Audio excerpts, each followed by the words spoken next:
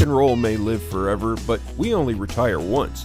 Kevin Lamour of Our Financial Plans and Quadris Investment Services offers a large range of financial solutions from some of the biggest leaders in the investment and insurance landscape of Canada. See how a solid financial plan built with friendly and professional advice can help. Find out more at ourfinancialplans.ca or give them a call at 705-949-1316. Welcome to another episode of the Lonesome Cowboy Podcast.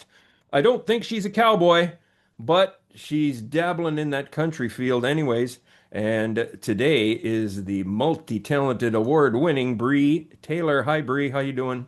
Hi, I'm good. How are you? Excellent. So, Bree, I was reading your bio and I said, tell me about this genre-defying path that you are forging and how is it different now from what's out there right now? Well, I kind of grew up listening to so many different genres of music that always in my career as an artist in my journey doing my original music, I've been told that I never really fit into one genre specifically. And I've kind of had a journey dabbling through all of that, and getting into country music always felt almost like something I wasn't able to get involved in because I never felt like I was your typical country girl, and I really am not your typical country girl. Okay. And I kind of am just trying to defy the odds of what that really means, because I feel like it's where there needs to be more representation in country, and especially with the women, because I feel like I never saw a representation of myself, and that's kind of why I steered clear of country music for so long. So blending in a little more of like my rocker punk rock roots into country music has felt really authentic. And Mm-hmm. that's kind of what I've been doing, is just kind of playing with the sounds and blending genres and bending the rules and not really playing by any rules, to be honest, and just kind of doing my own thing and being me. And it's been going really well. So we're just going to keep going. Okay. Well, that sounds great. Um, so let's get our blood up right off the bat. Today's pop country is getting a kind of a bad rap. Um, because Oh, is people, it? well, yeah, they're saying it's not country. Okay. And you see, and this is coming from a guy like me who plays his music with just an acoustic guitar, and if it's got more than four chords, I don't play it. What are your thoughts on those comments that pop country, it's pop music, and the CCMAs and guys like Alan Jackson are walking out on Beyonce and all the rest, and there's a little part of me that just goes, yeah. But I mean, so let me hear your thoughts. I mean, I've definitely gotten some similar feedback more with the rock country side that I've been doing. I did a festival out in Saskatchewan end of June, and a little bit of the feedback from people out there was either they loved it or they were kind of like, I don't really like this rock country thing. And I get where people are coming from if you're a traditional country fan, but I think we're in a day and age where there's so much opportunity with bending genres in, like, we can blend so many different sounds and create a subgenre. I think that's like rock and roll. Rock and roll isn't one type of music. There's so many subgenres of rock, Yeah. right? So if you look at country, as you know, there have been some, bluegrass and different kinds of like subgenres of country music. I think we're just expanding what those subgenres look like and playing with different sounds and things like that. I do get what, like, if that's what you like to listen to, then listen to that. I think there's so much talent out there, and there's so much opportunity to kind of take things by your own, like, just do your thing. and Yeah. and I think there's definitely still a fine line between, keeping true to authentic country elements while you're doing that. And I can see that can get blended and blurred a little bit with some fans or feedback on things. But I'm a big advocate for just be yourself and be authentic in what you're doing. So if it feels right, then go ahead and do it. And the fans really will always respond to authenticity or not, and spot if it's real or if it isn't. So I think that's more where maybe the negative feedback is coming from about that. I'm not too sure. I kind of don't really know I don't have the answer. Well, that's good. It doesn't matter if no one has the answer. Let's put it that way. You've done some work down in Nashville, and was that recently or? I've been traveling to Nashville for a long time, and I've been Uh-huh. working with my team down there for producing and writing. Mm-hmm. And I go down maybe 3, 4 times a year, and I do little trips down when I have to. But I was just down there recently playing CMA Fest actually in the beginning of June. So that Cool. was a really awesome opportunity, and to me shows that the CMAs, if somewhere in America and like as big as somewhere like Nashville is embracing those different unique sounds in country, where I'm not your typical country girl or artist. I'm not what people typically would see or what the Sure. industry per se is put out there. I Yeah. think it really speaks volumes, that things are kind of opening arms up to those different subgenres and different sounds and different people that are not that typical person in the country scene. And so with the political climate the way it is right now, going into the United States, are you nervous? Not at all. I've never had any issues entering into America. I've never had any issues when I've been in America. I have a lot of American friends. They're all really lovely, wonderful people. I think that it's a lot of news hype. I think that the media does a really good job at getting people to think one thing and be scared and feel certain things. And I think life is what you make of it, and what you attract into your life is what you put back out there. So Hmm. I go in and I always like treat people with kindness, and I feel like you get that back. And if you don't, then you just steer clear of them. And yeah, I don't have any fear. I don't live my life in fear. That's cool. Good to know. And as far as the, I'm not even going to go in that question, that direction. How's that? Um, so the music biz, that seems not to care too much for artists when, you hear about the like Chapel Roan when she had her Grammy acceptance thing. She Mhm. called them out, which I thought was fantastic. Um, so and I think a lot of them view artists as a means to an end. Um, if you were approached by a major label, um, would you take it, knowing what their contracts can be like? Well, I think that's kind of hard to say without having had that contract offered or like being able to sleuth through what it would say. Sure. I definitely think that there is something to be said about staying independent as long as possible and really building your brand into what is your own self and authentic sound and image and all of those things. So for me, if it was like, hey, we need you to change XYZ entirely and it didn't feel right, then obviously no, I wouldn't accept Hmm.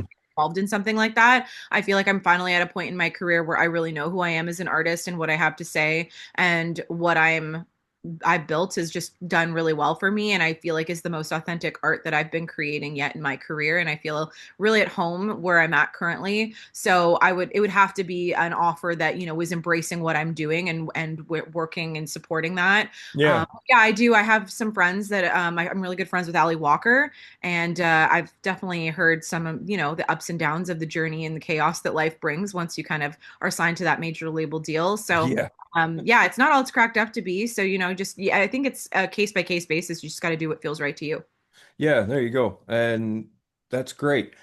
In your bio, it says that you're redef um, sorry, I read that question to you already. I can't even read my own handwriting nowadays. That's okay. There's one I wanted to ask you because I am a musician who wears hearing aids. And you have something in your bio that says you had a bit of a challenge with hearing impairment. So I'm curious to ask what that was and how you came about overcoming all that.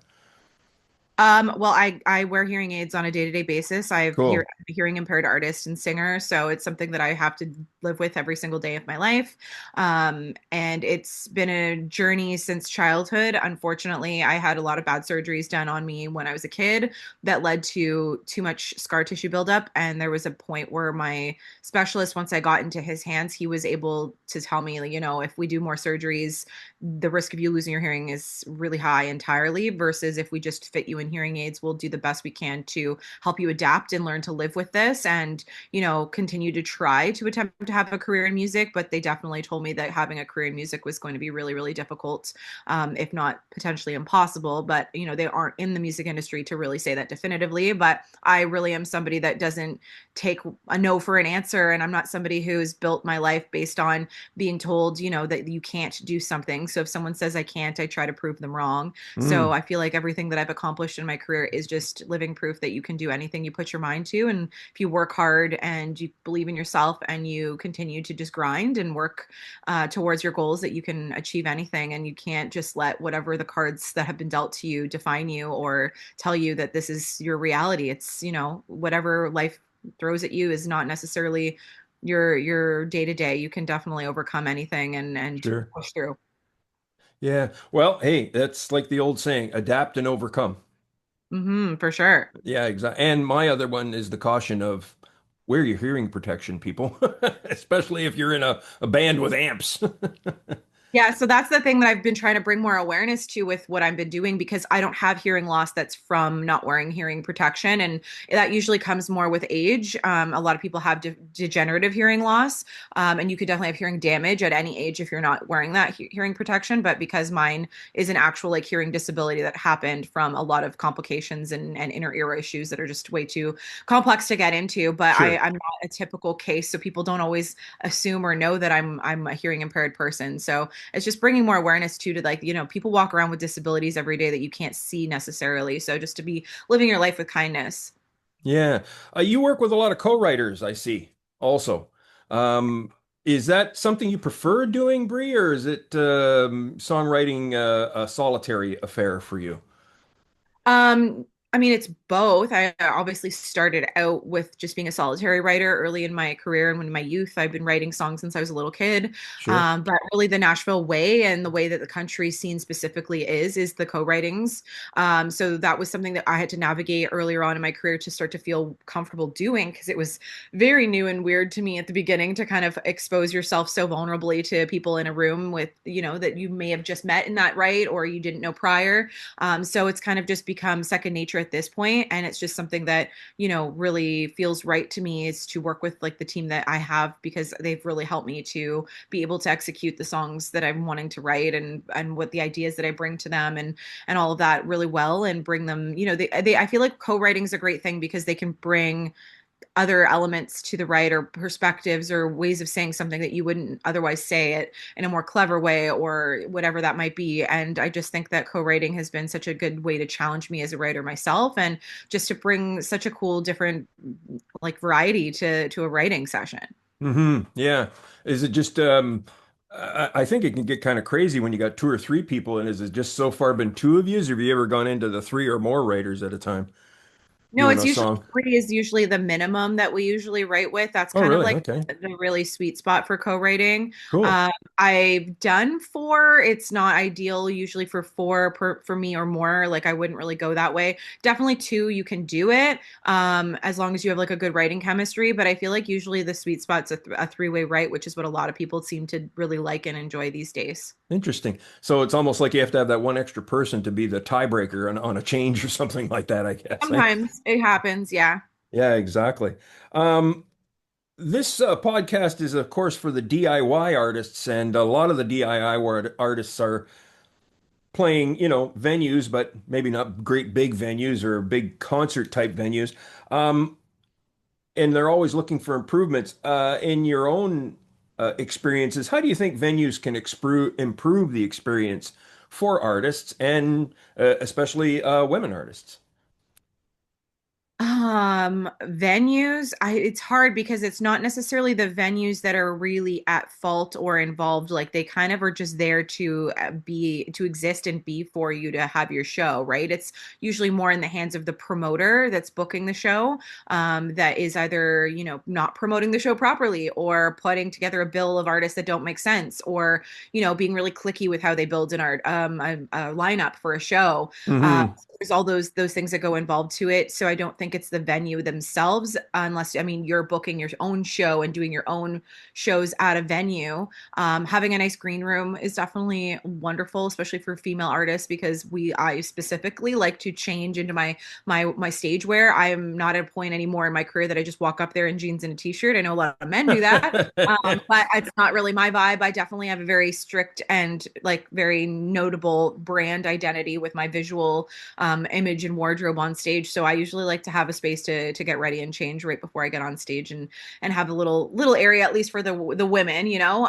So some venues don't have that. It depends on where you go, but yeah, I just think it's there. I mean, this is all about promotion and getting the show promoted and selling those tickets. So the artist has to do a lot of that themselves as well. It's not really always on the promoter or the venue, right? It's a team effort. Yeah, right on. Um, your family, very supportive of what you're doing, or what was their reaction when you went up to them and said, "Hey, mom and dad, I'm going to do this full time. What do you think?"